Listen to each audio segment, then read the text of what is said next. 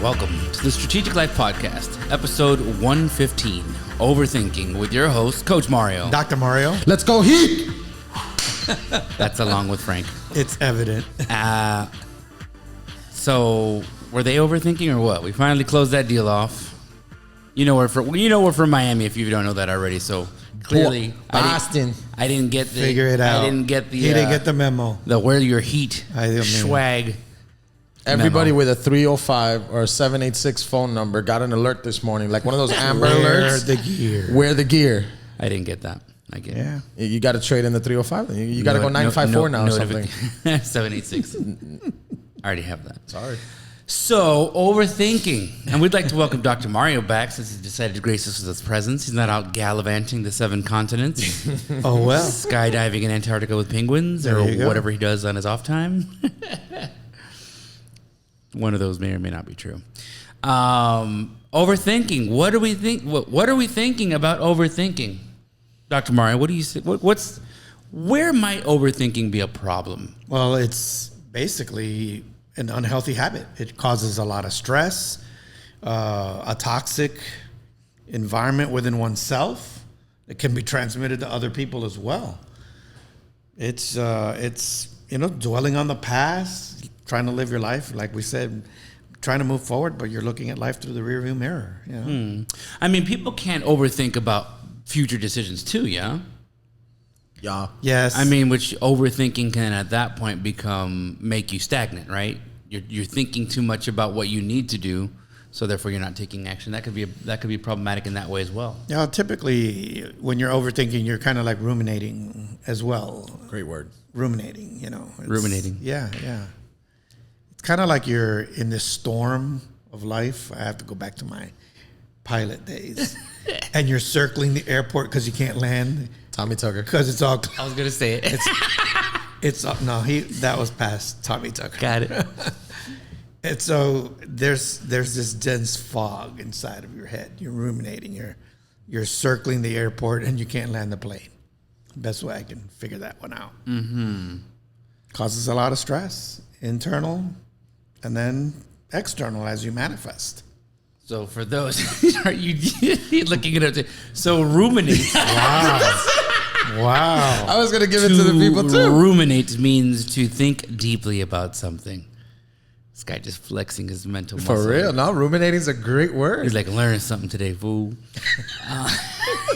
Ruminate on that. Well, what I love about what Dr. Mario is saying is that it is a habit. Yes. Overthinking is a habit. You get into it, and the same way you get into a bad habit, you can get out of one. And overthinking is not a good habit.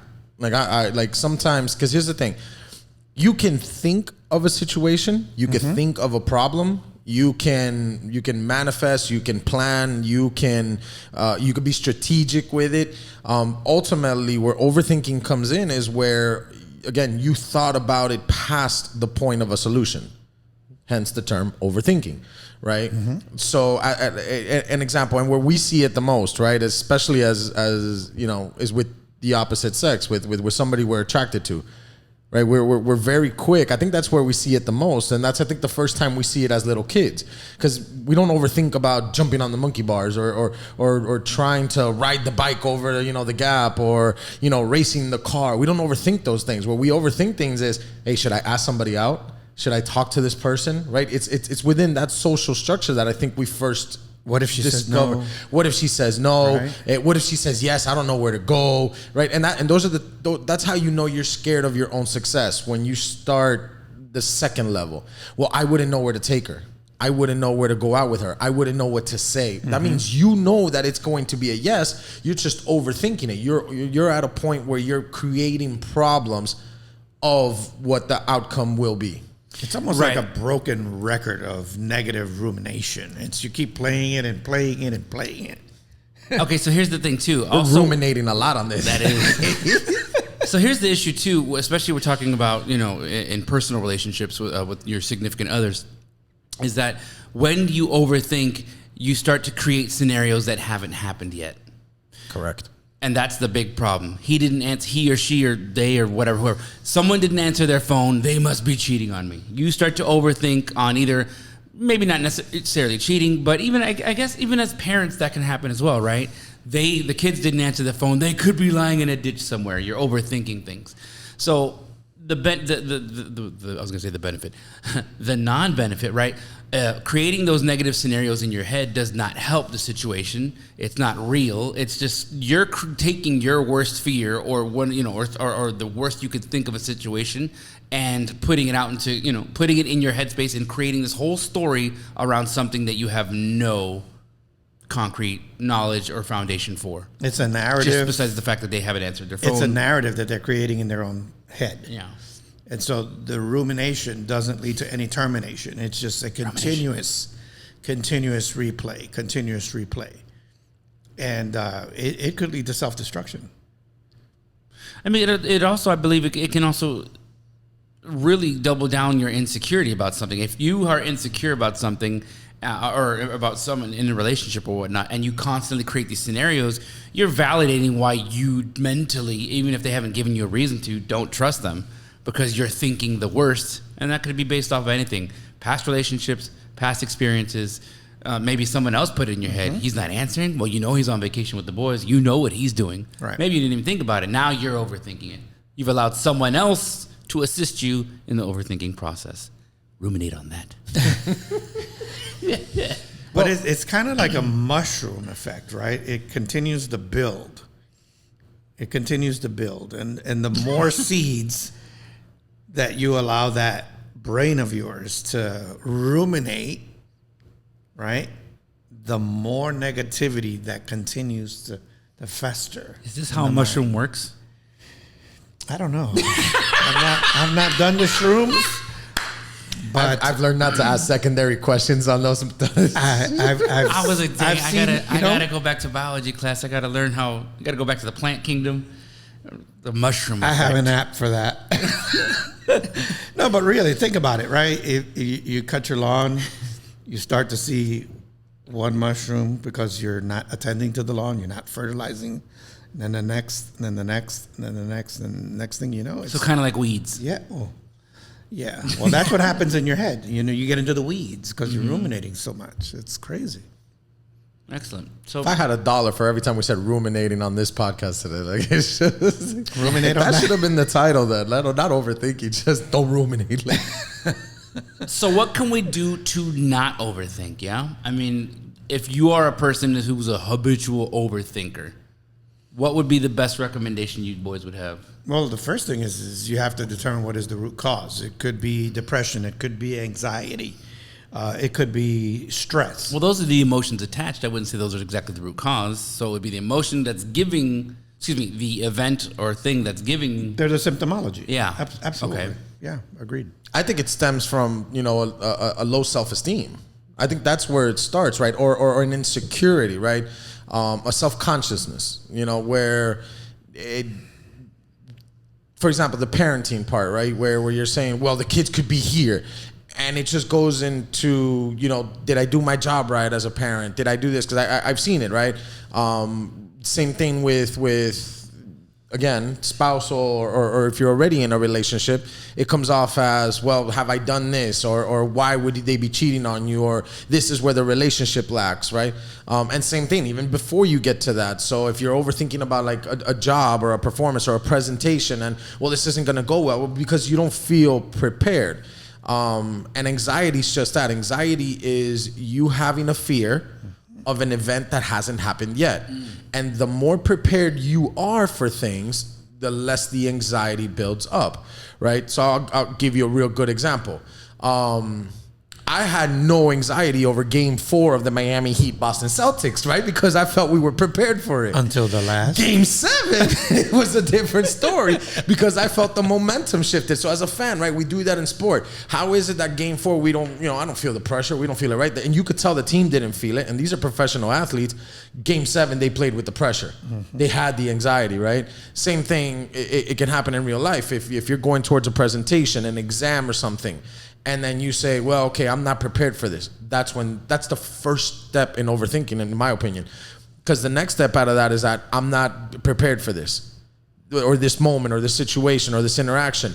Then the next step is, here's what's going to go wrong. And then the chain starts, right? And then the domino effect starts of well, can go wrong, and if this goes wrong, then that's gonna go wrong. And then, if I don't show up and this presentation is not good, then I'm not gonna get the account. If I don't get the account, the business will fail. If the business fails, I gotta go back to working here. And then that's how it works. Hey, if I don't do this well, or if I don't ask this person out, I can't go back in here, or this relationship's done, or I won't ask this person out because it's gonna mess up the friendship, and then I'm not gonna have any friends, so I'd rather not deal with it and just hide my feelings for this person. Same thing. You can overthink also about how to deal with people. Maybe there's a friendship, or maybe there's a relationship you do need to break up with, and you don't do it because you're overthinking it. Well, if I break up with this person, if I leave this person, am I gonna lose the house? How do the kids feel about it? How would I be viewed? Well, if I go through a divorce, well, then how does everything else in my world get affected? So then you start overthinking things, and you stay in a toxic, bad relationship. That was exhausting, bro. I'm going to just tell you right now. I mean, don't get me wrong. You do want to always weigh your pros and cons, but, there's a difference between great decision making and overthinking. But the overthinking is when you stay, yeah. when you stay at the thought process and there's zero action. Oh, excellent. Yeah, there you go. There's a good distinction. Right, and to me, that's where you draw the line. You don't land if you just stay if you just stay, just rotating around, and you never do anything about it. You never escape. You never leave. You never do anything. You just stay and dwell on that fog. Right, and then you can keep lying to yourself on why you haven't made the decision. You're doing research. I'd leave, but I have to find my own place, and things are expensive. So you kind of just tell yourself these stories, but just you're not taking action. Because, there's tons of reasons people don't do things, and one of the reasons people don't leave relationships or consistently go from one to another is because they don't want to deal with themselves. They have a fear of being alone, and that's the biggest one. If you notice someone's a habitual relationship hopper, they haven't dealt with themselves yet. HRH. Okay. And if you don't already, if you can't make yourself happy, then how dare you try to take it out on someone else and give them the task? You have some real steel. So overthinking in and of itself is not a mental health illness, but it is, as both of you have elucidated, very related to general anxiety disorder because of excessive worrying. Correct. So that's the key distinction there.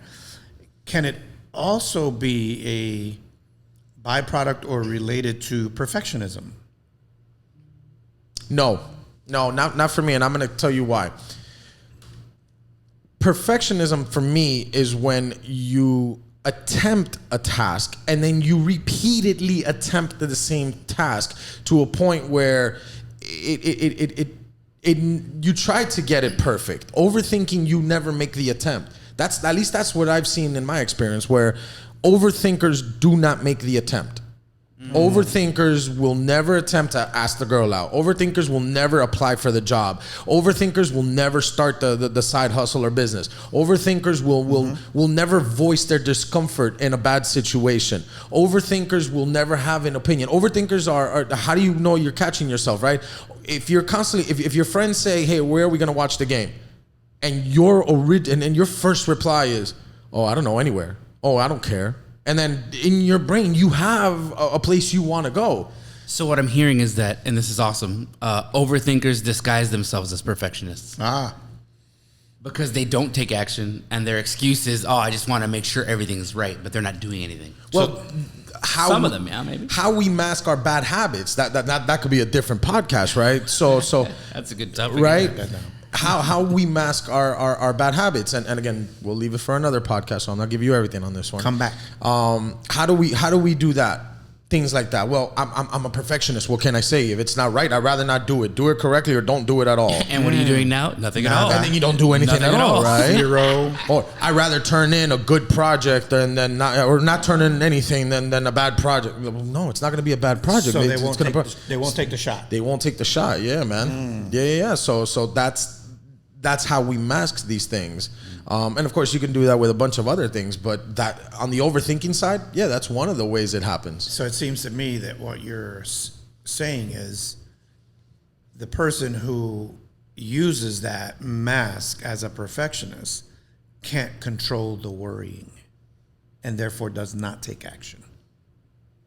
Well, it could be part of it, I think it could be a part of part. it. Yeah, I don't think it's the whole Or thing. doesn't control. I mean, I they think it's can case if they by want case. to, but they don't. They rather think about it a little more. Think about that. Well, Ruminate. I'm going to ruminate on Ruminate on that. Use the right word here. Ruminate on that. So that to me, those are the clear distinctions on how you identify or how you define, hey, am I an overthinker, right? That's just it. On the other side of that coin, right, is, I guess the underthinker, right? And they're just constantly taking action and they're constantly just bombarding with the things. And those guys too, right? Well, I did this thinking this. Oh, no. You just wanted to do it your own way and you didn't think about anything, right? Yeah. And those aren't good things. You need to be somewhat planful, but if I had to pick one or the other, I'd rather you take action than just to sit there and dwell on ideas of things that are not, A, have not happened, B, are not going to happen. Right. I think the key is being strategic. Yeah. So if you're strategic, whereas the overthinker, it seems that everything is a catastrophe. The underthinker, it's like just, I don't know. I mean, I really think that in order to be an effective thinker in general, right, and not an over one or an under one, but basically make sure you're establishing a timeline on your plan of action. Have a plan of action on what you're going to do, weigh your decisions, and set a time frame, set a date, set a goal where you're making a decision, or as Frank says, the most important thing, which is taking action, which is the difference between an overthinker and someone who's actually doing something, and like we said, a perfectionist. But I think we're all thinking here. We're not ruminating. It's all about thinking about thinking. Here we go. This is the key here. Thinkception. You've got to take a breath. You've got to stop. You've got to pause, audit yourself and say, am I overthinking? Am I over worrying? Am I over concerned? Am I overgeneralizing? Because those who ruminate, who overthink, typically are overgeneralizing. So they're taking whatever's going on in this context, say the relationship, and they bring that to work. And whatever's going on at work, they bring into their spiritual life. Whatever's going on in their spiritual life, it's all a catastrophe. It's all, cataclysmic. Kind of Okay, thing. so number one, make sure you're not creating scenarios that are untrue. Bingo. I mean, that's one step, That's one step, but What else you got? You look real pensive over there. Ooh, He's all thinking. the big words. Ruminating, pensive. so we've had this discussion before, right? And then in previous episodes where true thinking is very difficult, right? Like for you to properly ponder anything is extremely difficult. It's a daunting task. It's one of those things where you have to, like, for you to grab any topic or any subject and then formulate a proper opinion about it, you have to visualize so many different angles of it, right? So you have to put yourself in your position and your feelings and your virtual reality. Then you have to put yourself in the same position of the opposite of that. Then you have to put yourself in a neutral point of that. And that's just the start of it. And then those three need to have a fight in your own head. You need to have a discussion about how you want to just be able to say, yeah. So then a war goes on inside your head where I have different points of view about one thing, and then I feel a certain way about it. So then your emotion needs to have the same conversation. So now your logic and your emotion have finally each come up with its own perspective, and then those two clash. And then when those two happen, whatever comes out of that, that's what you spit out of your mouth. That's pretty much how thinking works. So then how do I avoid all that? Like if I have to do that with everything from what cereal I'm going to have to, what route I'm going to take to what job I'm going to do or who I'm going to ask to marry me, right? If I had to do that, like there's not enough time in the day or capacity in my brain to get that through. Here's how you do There's it. a lot going on in that head over there. I can see that. Right, but Hear it as well. here's how you do this. The lesser of the two evils. That's the first place you start. So, hey, something has been presented in my life. I need a new job, or I need a new relationship, or I like this person, or I don't like this person, or hey, I need to make a decision on something. The first thing you need to start with is, what would be worse?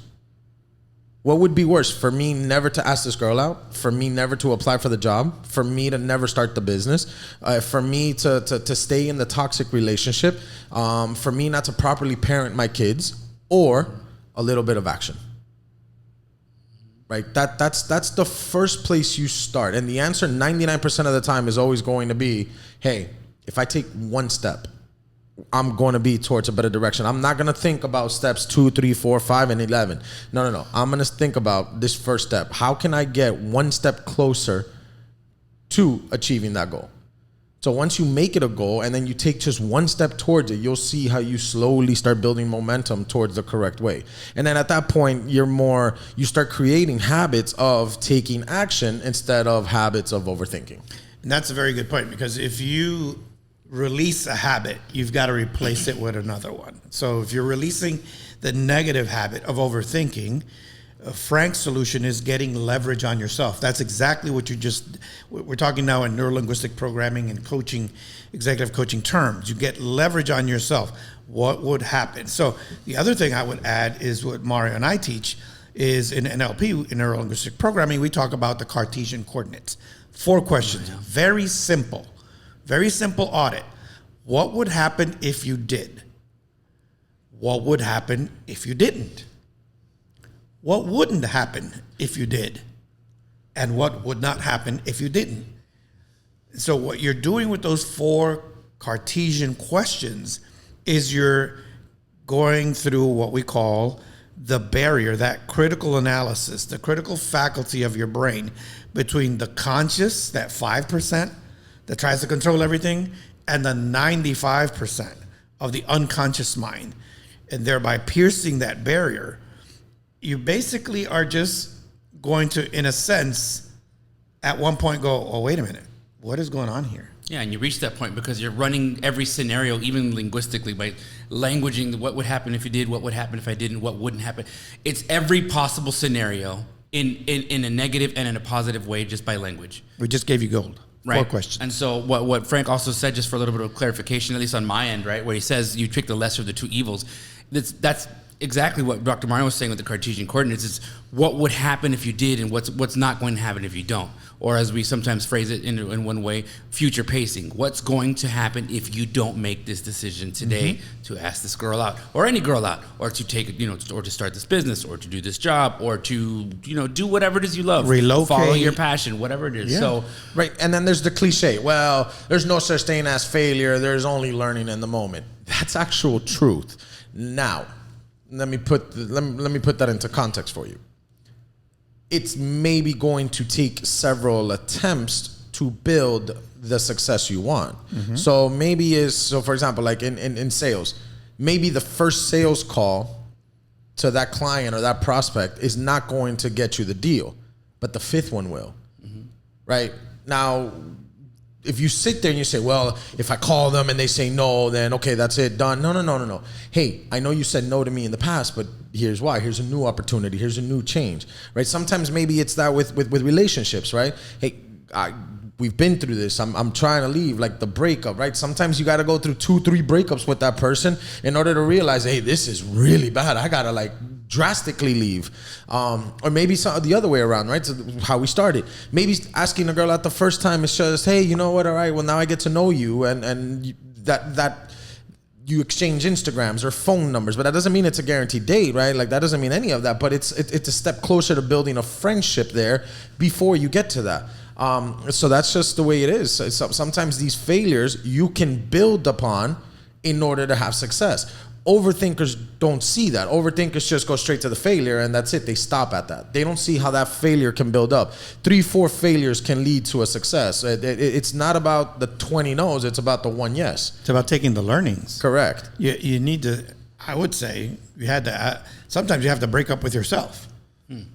Sometimes you have to just see what these habits are, what these patterns are. We all have blind spots. And that's why coaching is so effective. We as coaches come behind you, alongside you, see what you can't see in order for you to become who you're destined to be. And that requires breaking of some of the patterns that you've been harboring for years. And that's also going to require some self-compassion. some self-care to say, hey, look, I've been doing this for so long and I've been getting these results. How about let's change course of direction here? What can be done differently? And that's a great point, because most likely if you're overthinking one thing, you're overthinking everything. Like if you're an overthinker when it comes to, the job you're supposed to be in, most likely you're an overthinker on your relationships and everything else that you have, right? Your physical health, your mental health, and most likely you're doing that. If you can't make a decision on one thing, most likely it's very difficult for you to make decisions on other things. And the more important the decisions get, the more you're going to overthink. So it'll multiply. And it may seem to you as if you're stuck. And that's the moment where you need to reach out for help. Whether it's a coach, whether it's a pastor, whether it's a friend. Be careful which friends you go to. If they're stuck, don't go to that friend. Absolutely. So in conclusion, if you're if you're overthinking, stop. And, now that you have a little bit more information on it, just do it. And it may not be easy, but it's definitely attainable. Because if it was easy, it would just be the way and everybody would do it. So let's go Heat. We'll see you next time. Let's go Heat. Bye-bye. Let's go Heat. What was that? Let's go Heat. Ruminate on that.